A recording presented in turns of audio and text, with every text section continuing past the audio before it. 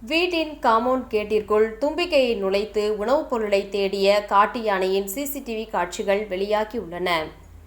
கோவை மாவட்டத்தில் மேற்கு தொடர்ச்சி மலையை ஒட்டியுள்ள தடாகம், மாங்கரை, கணுவாய், தாளியூர், பன்னிமடை ஆகிய பகுதிகளில் காட்டு யானைகள் நடமாட்டம் அதிக அளவு உள்ளது.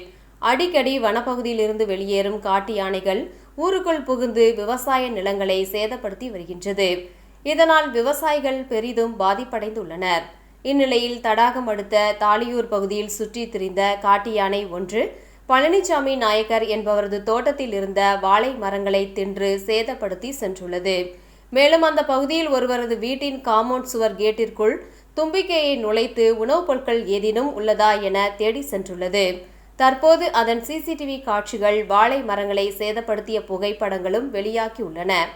இதுபோன்ற சம்பவங்கள் அடிக்கடி நிகழ்வதால் வனத்துறையினர் காட்டு யானைகளை ஊருக்குள் புகாத வண்ணம் இரவு நேர ரோந்து பணிகளை துரிதப்படுத்த வேண்டும் என விவசாயிகளும் அப்பகுதி மக்களும் கோரிக்கை விடுத்துள்ளனர்.